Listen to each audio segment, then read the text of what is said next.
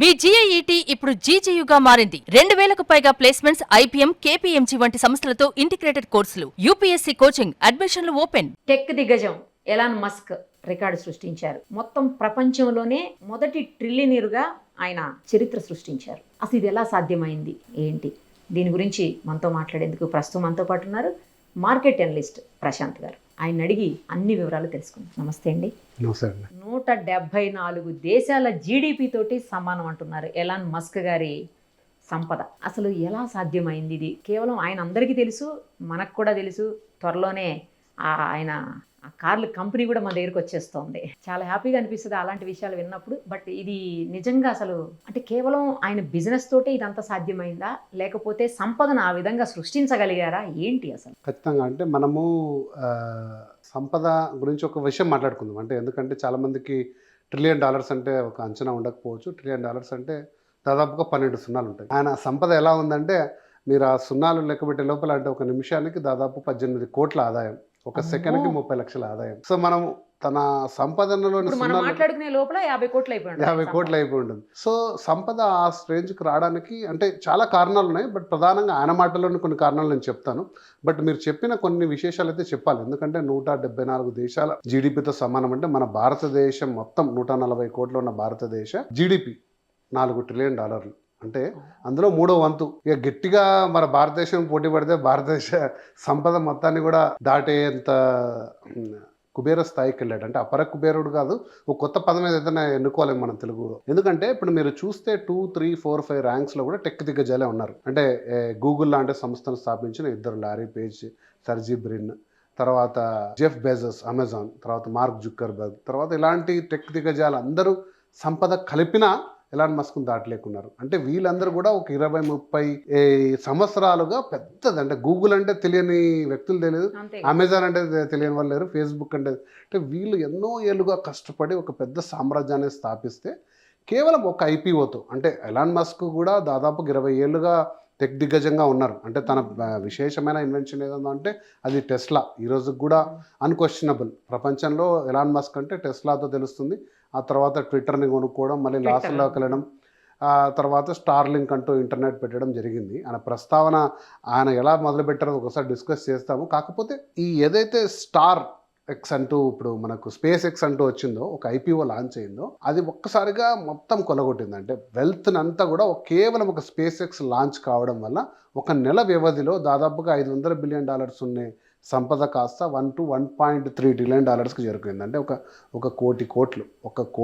అంటే మనం భారతదేశం మొత్తం కూడా బడ్జెట్ ఒక 40 లక్షల కోట్లు అనుకుంటే 2 సంవత్సరాలు భారతదేశంలో ఉన్న అన్ని అవసరాలు తీర్చొచ్చు. అంత మొత్తం సంపదను కేవలం ఒక స్పేస్ ఎక్స్ అనే ఒక వినూతమైన టెక్నాలజీతో ప్రపంచానికి నెక్స్ట్ ఒక 60-70 సంవత్సరాలకు సరిపడా టెక్నాలజీ. అంటే మనం అన్నిట్లో కూడా విజయాలు సాధించాం ఇప్పటి వరకు. భారతదేశం అనే కాదు, ప్రపంచ దేశాల్లో చాలా వాటిలో అంటే విమానాలు ఎదిగేసాం, రాకెట్లు పంపించాం. కానీ శాటిలైట్లు, తర్వాత ఇతర గ్రహాలపై నివసించడం లాంటి కొన్ని అంటే ఊహించలేని టెక్నాలజీస్లోకి, ఇన్వెన్షన్లోకి వెళ్ళాడు. కాబట్టి ఈరోజు అది సాధ్యమైంది.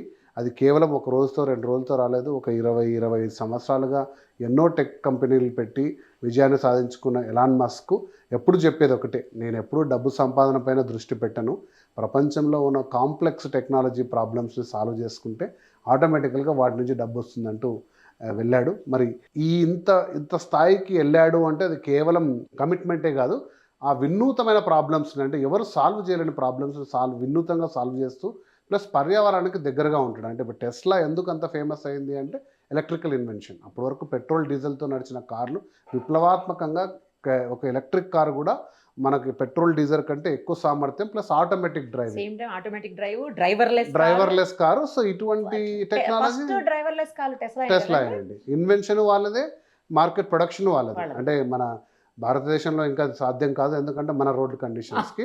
కాకపోతే చాలా అంటే స్ట్రక్చర్డ్గా ఉన్నాయి ఇప్పుడు ఐఐటీస్, వాటిలో కూడా వినూత్నంగా ప్రవేశపెడుతున్నారు.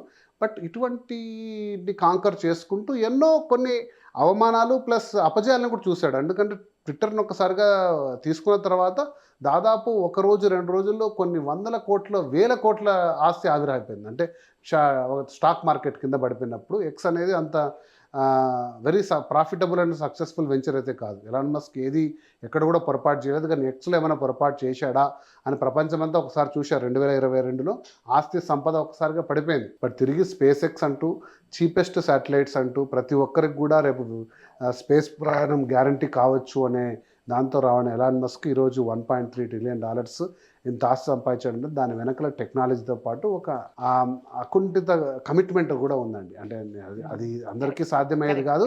అది మనము లెక్కెట్టుకొని ఎంత సంపద ఉంది, దీంతో ఏం చేయొచ్చు, దాదాపుగా అంటే నేను చూశాను $100 బిల్స్ అన్నీ కూడా ఆయన ఆస్తిని ఎలా స్టాక్ చేసుకుంటూ పోతే దాదాపు 10 కిలోమీటర్లు అంటే ఆయన శాటిలైట్ని టచ్ చేస్తాయి, అంత సంపద అంటూ డిస్కస్ చేశాము.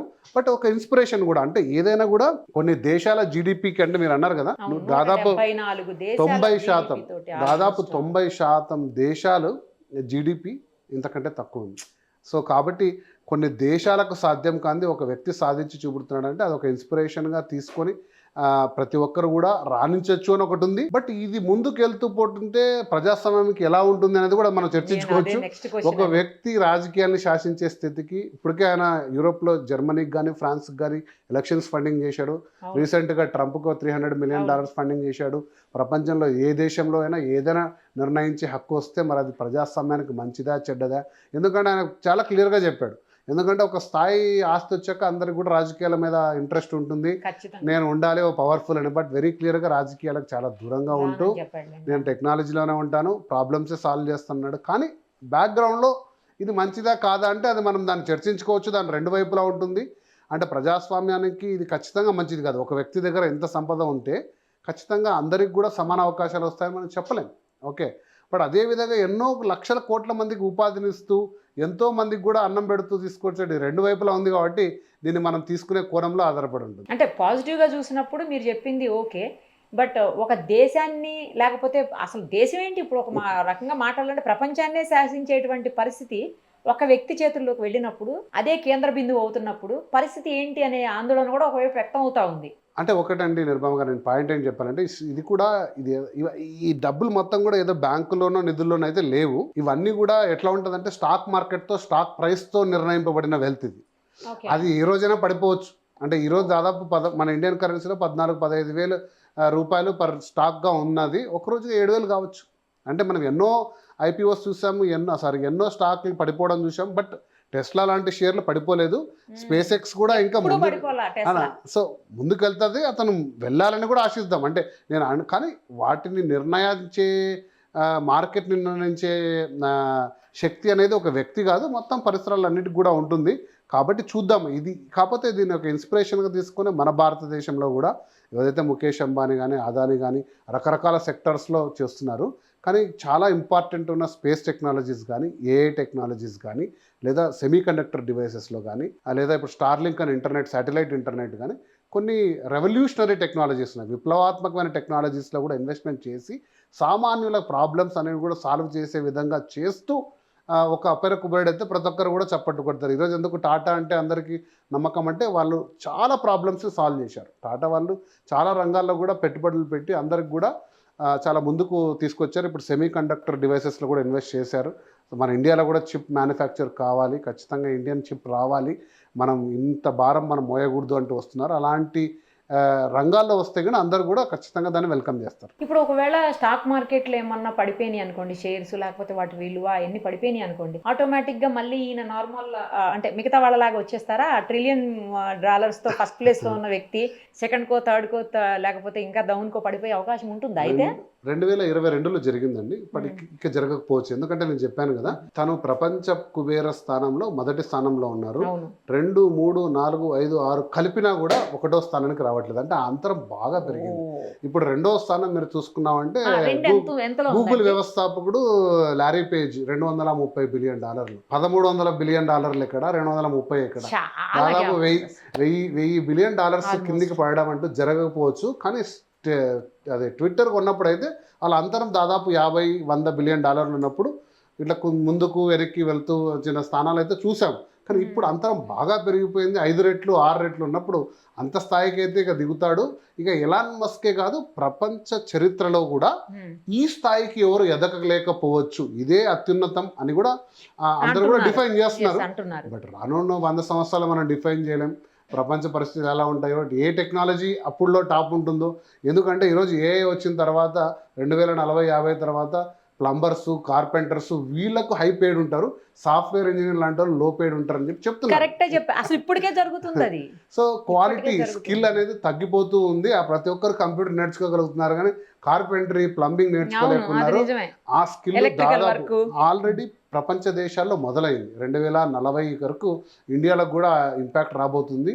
కాబట్టి స్కిల్ ఉంటే, కాబట్టి మనం నెక్స్ట్ 60 yearsలో ఏది రాజు, ఏది మంత్రి, ఏది దొంగ చెప్పలేము. ఏదో ఒక సందర్భంలో సీఎం గారు కూడా అన్నారు, నేను ఇంజనీర్ కంటే కూడా, ఇల్లు కట్టిన ఇంజనీర్ కంటే కూడా తాపీ మేస్త్రి వాళ్ళకి ఎక్కువ అమౌంట్ పే చేశాను. అది నిజమే. ప్రతి ఇల్లు కట్టే వాళ్ళ పరిస్థితి అదే ఉంటుంది. ఇంజనీర్కో లేకపోతే ఆర్కిటెక్ట్ కంటే కూడా మనం ఆటోమేటిక్గా వీళ్ళకే ఎక్కువ పే చేస్తాం. సింపుల్ అండి. ప్రపంచంలో మనం ఇక్కడ ఇండియాలో తీసుకుంటే ప్రతి తాపీ మేస్త్రి కొడుకు, కార్పెంటర్ కొడుకు ఇంజనీర్లను చేస్తున్నారు. ఏ ఇంజనీర్ కొడుకు తాపీ మేస్త్రిలు చేస్తున్నారు చెప్పండి?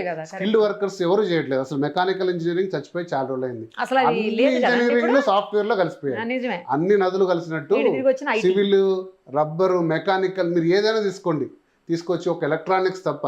సో కాకపోతే తిరిగి అవి అత్యున్నత స్థానానికి వచ్చే రోజులు రాబోతున్నాయి అనేది ఒక అంచనా.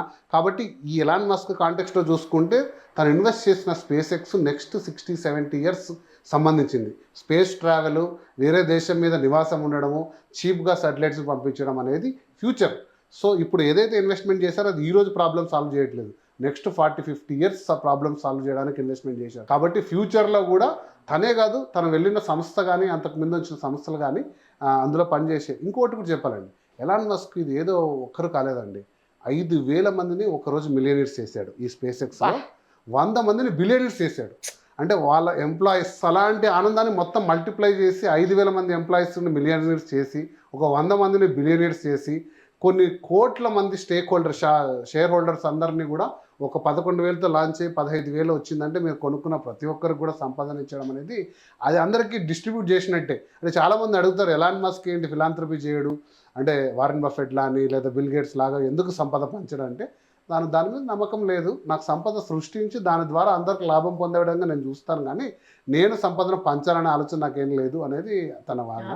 చూద్దాం భవిష్యత్తులో, ఎందుకంటే ఇలాంటి వాళ్ళు చేసే ఇన్నోవేషన్స్ వల్ల అందరూ కూడా లాభపడదాము, అందరూ కూడా లాభపడతారని అనుకుందాం. రైట్ అండి, నిజంగానే మీరు అన్నట్లు చూద్దాం. Thank you so much.